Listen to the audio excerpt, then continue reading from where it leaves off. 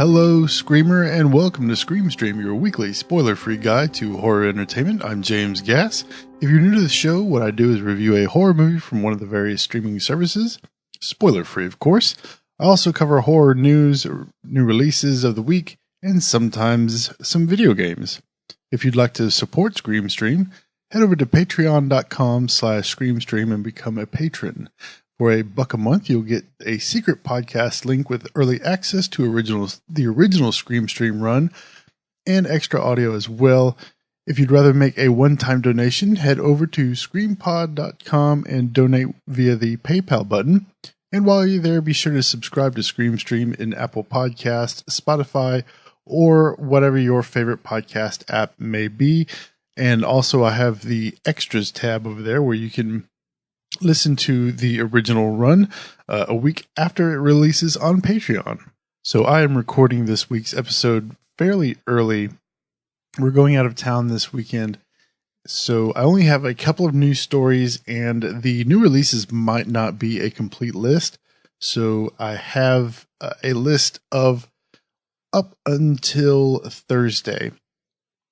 So I do apologize if the lists won't be fully complete, but you'll get the gist of at least some of the highlights. So for this week's review, I wasn't really sure what I was going to do. Originally, it was going to be The Boy, but a few months back, I did want to watch it, but it got spoiled for me. The ending got spoiled for me. So when I sat down to watch it, I had a different experience than I think somebody who watches it for the first time will have. So going into it, knowing the ending, I looked at everything differently, how things were set up, and I just don't think I could have given it a proper review. But I will say this, though. It's a good movie, and it's worth the rental. It's on Amazon for $2.99 for the standard definition version and $3.99 for the high definition version. I do recommend that you go and check it out. Also, if you are a subscriber to Showtime, you can stream it through Amazon channels, or if you have Hulu, you can subscribe to Showtime through there. I think, actually Showtime is pretty cheap. It's $8.99 a month. It's cheaper than HBO. So I do recommend that you watch that movie. You could do like I did and sign up for the 7-day free trial, watch whatever you want to on there, and then just cancel it. It's kind of jumping through hoops, but that was the way I had to watch The Autopsy of Jane Doe, and I saw this one on there, and I thought, ooh, that should be good, even though I knew it was happening. So instead, for this week, I'm going to be reviewing 47 Meters Down, and this just hit Netflix yesterday. And the weird thing is on Netflix, they changed the title to In the Deep, which I thought was weird. But if you look at their thumbnail, it still says 47 Meters Down. I don't know why that is. It's kind of weird, but it is what it is. So it's still 47 Meters Down because I had to double check just to make sure. So that's going to be the movie that I review this week. And it was written by Johannes Roberts and Ernest Riera and directed by Johannes or Johann Roberts? I'm probably mispronouncing that. I do it every time, and I apologize. This stars Mandy Moore, Claire Holt, and Matthew Modine. And for the brief plot synopsis, two sisters vacationing in Mexico are trapped in a shark cage at the bottom of the ocean with less than an hour of oxygen left and great white sharks circling nearby. They must fight to survive. So let me start off with, I guess, as usual, let me start off with acting. Acting was good. Matthew Modine is a good actor. Mandy Moore is a really good actor. I was actually kind of surprised to see her in this because I thought she just did like Christian type of movies. The first thing I ever saw her in was A Walk to Remember, which I know that was a Nicholas Sparks movie, I think. I think that's what it was. And then I know she was in some other movie had like Christian views or whatever. So I thought she just did like Christian type of stuff. I could be completely wrong though. But she's a good actress, and I thought she was really good in this one. Claire Holt, I don't think I've seen her in much of anything If I have, I don't remember it. I know she was in the originals, which I never watched that show. She was also in Blue Like Jazz, The Divorce Party. This is the only thing I've seen her in. So, but I thought she did all right. She was a pretty good actress. The dialogue was sometimes a little wonky, but I thought they both did a really good job. And Mandy Moore was really good. And Matthew Modine, you know, he's a great actor. He didn't have a whole lot of screen time of this. What he did have, he did a good job. He plays like this semi-creepy sort of boat captain. I thought he did a good job. And the other two gentlemen, the Spanish gentlemen, I have no idea who they are.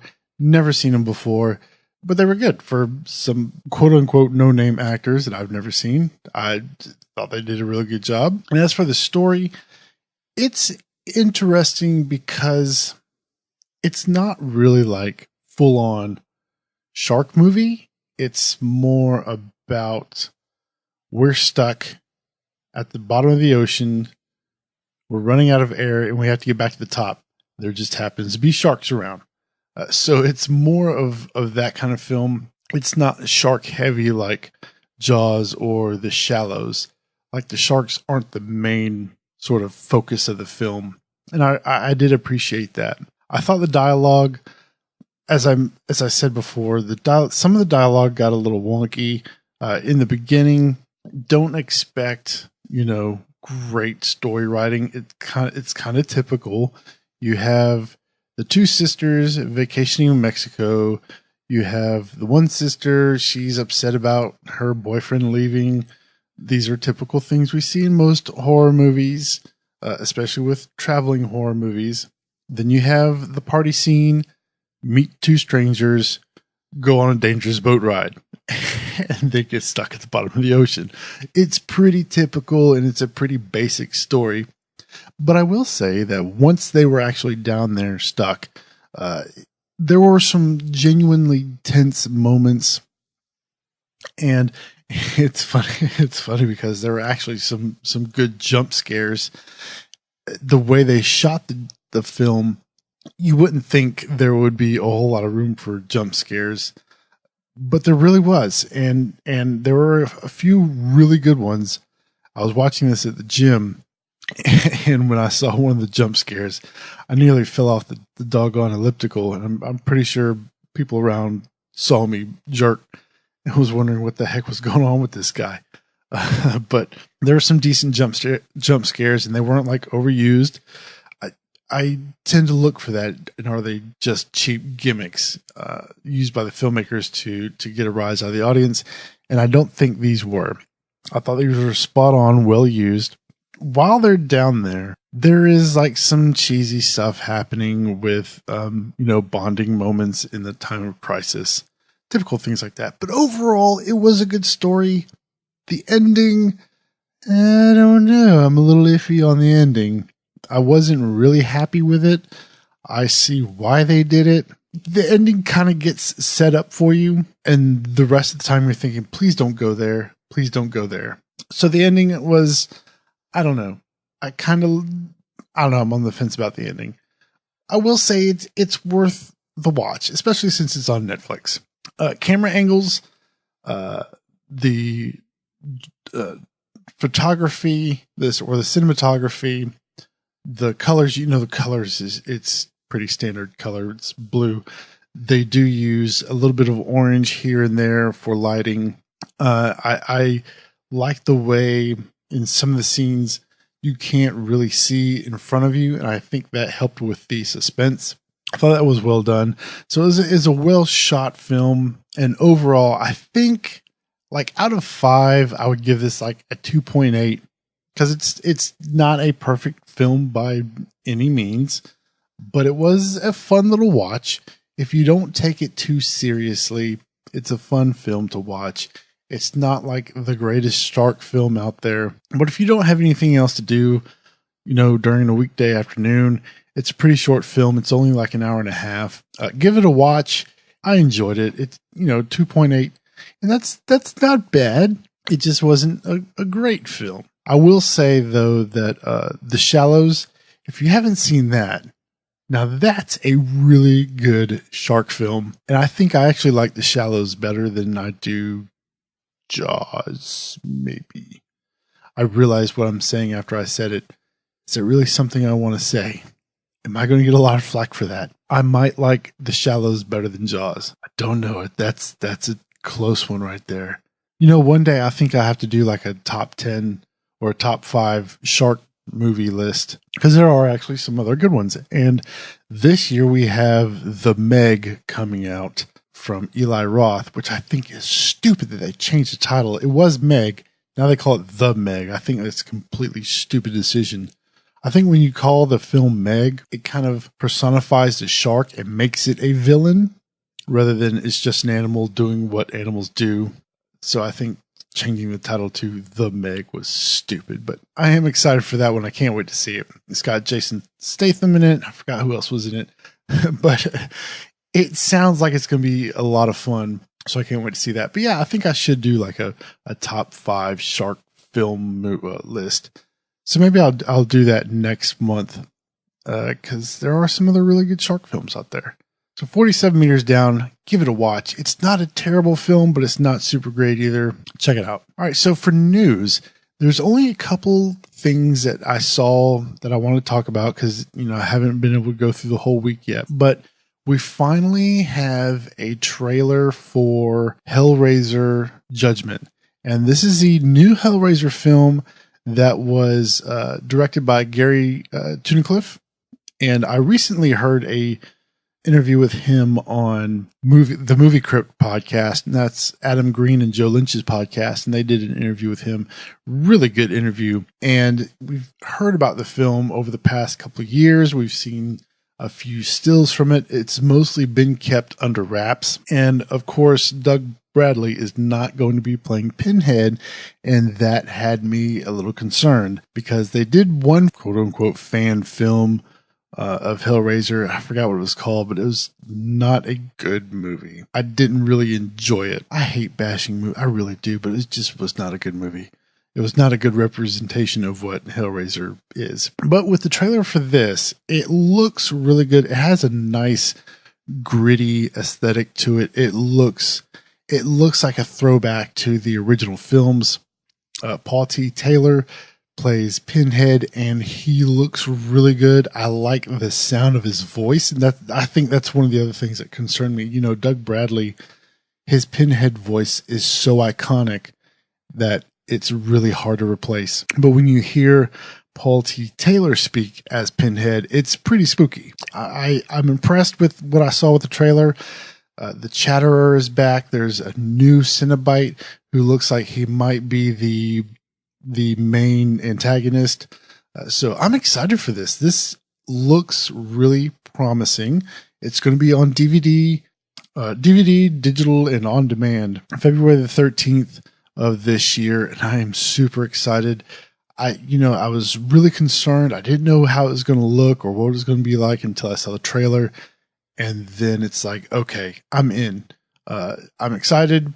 Can't wait to see it. It looks really good. I will put a link to this in the show notes. If you head over to screampod.com, I will have the link there. The box art looks really cool.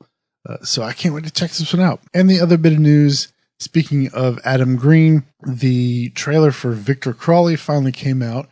Now, Adam took the film on tour late last year. I think he went on tour from the end of September to the end of November. He did a tour with Victor Crowley, but he never released a trailer.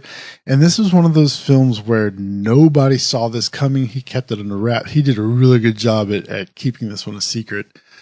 So nobody saw this one coming. Even for the very first screening, they didn't know it was coming. They thought they were seeing a screening for the first Hatchet film.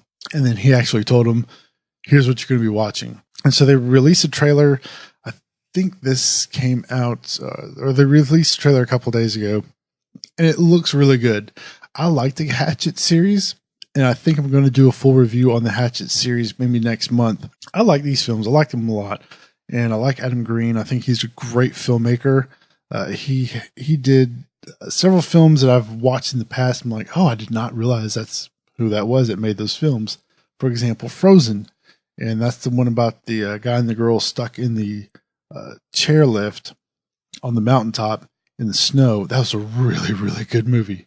If you haven't seen that, please watch it. It's awesome. But I like the Victor Crowley series. I thought they're great films, and I cannot wait to see this one. Scream Factory is putting this out on Blu-ray, and February 6th is when this comes out. And for the special features on the Blu-ray, we get an audio commentary with Adam Green and actors Perry Shin, Laura Ortiz, and David Sheridan. We also have another audio commentary with Adam Green, Jan-Michael Losada, who is the DP, and the editor Matt Latham, and the makeup effects artist Robert Pendergraft. And then we also have Raising the Dead, again, extensive interview with writer and director Adam Green, and Behind the Scenes, which is an hour-long making of featurette and a trailer. So some pretty decent special features for the Blu-ray. I think I might pick this one up. I know it's available for pre-order.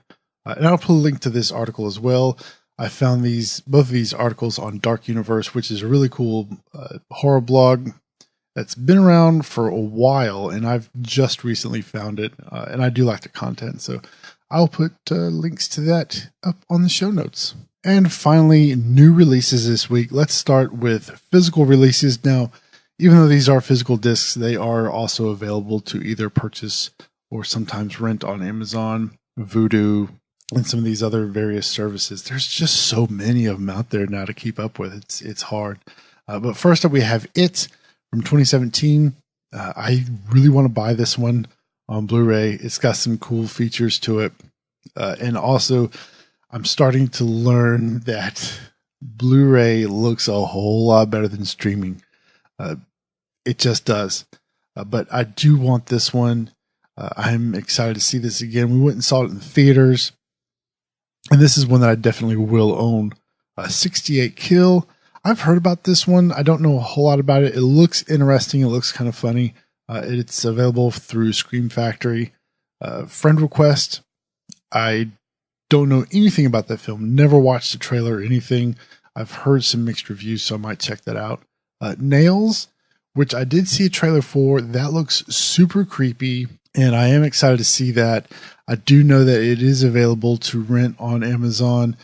No, I know you can buy it on Amazon digitally, but I don't know if you can rent it yet, because they do that sometimes where you can only buy them for a certain amount of time and then you can rent them. And then finally, The Witches Special Edition, and this is a film from the late 70s, and I think this is being put out by Arrow's Academy line. And I don't know a whole lot about this one, but it sounds interesting from the premise.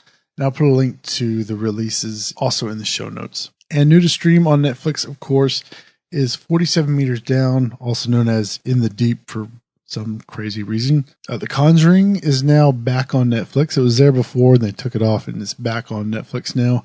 I do plan on reviewing that one soon, because I thought I reviewed that film before, but apparently I did not. So I do plan on reviewing that one. And The House Next Door, which is an indie film. It's a Hindi film. It looks really interesting. So I do want to watch it. So I might check it out and see how it goes. I tried watching a couple of Hindi films. One was like, I think it was B2, but the subtitles went by so fast I couldn't read it and I got frustrated. So I had to turn it off. All right, so moving on to Shudder. Shudder, we have Red State from Kevin Smith, which was a really good film. Mr. Jones is a found footage film. I remember that being kind of creepy, and I kind of liked it. And I might actually go back and watch that one again. And then Don't Grow Up, which is a Shudder or not a Shudder original, but it is a Shudder exclusive. And it sounds something like, it's like a combination between a zombie film and the Japanese film Battle Royale. That's kind of what it sounds like from the synopsis that's on their website. I might watch it. It looks like it's gotten some decent reviews so far, but I mean, I'll check it out and let you know. All right, and that's going to be it for this episode of Scream Stream. I know it's a little short, and I do apologize. Of course, normally I have an entire week's worth of releases and news, but I don't this week, and I do apologize again. But if you'd like to keep up with me outside of the podcast, you can do so at screampod.com. There you'll find links to all of my social profiles, including Twitter, which is at James Gass, and Instagram, which is at James Gass. And I am using those a whole lot more now. And then also have Instagram and Twitter for the Scream Stream podcast as well. You can also subscribe to the podcast via your favorite podcatcher and get the show notes for each episode. Again, that is screampod.com. You can also click on the Extras tab to get the original episodes of Scream Stream that ran from 2014 to 2015. And of course, if you're a patron, you get those a week early. Remember that Scream Stream is listener supported, and speaking of Patreon, you can support the podcast through Patreon over at patreon.com/screamstream, or if you just want to make a one-time donation, you can do so via my PayPal button at screampod.com. Give as little much as you like, because every little bit helps to keep the show running, and I do greatly appreciate all the support that you've given so far. If you have a movie you'd like me to review, send me your suggestion to screamstreamcast@gmail.com. Music used for Scream Stream was created by Kevin MacLeod at incompetech.com. Until next week, I'm James Gass saying, if it was real, the cameraman would be dead too. Good night.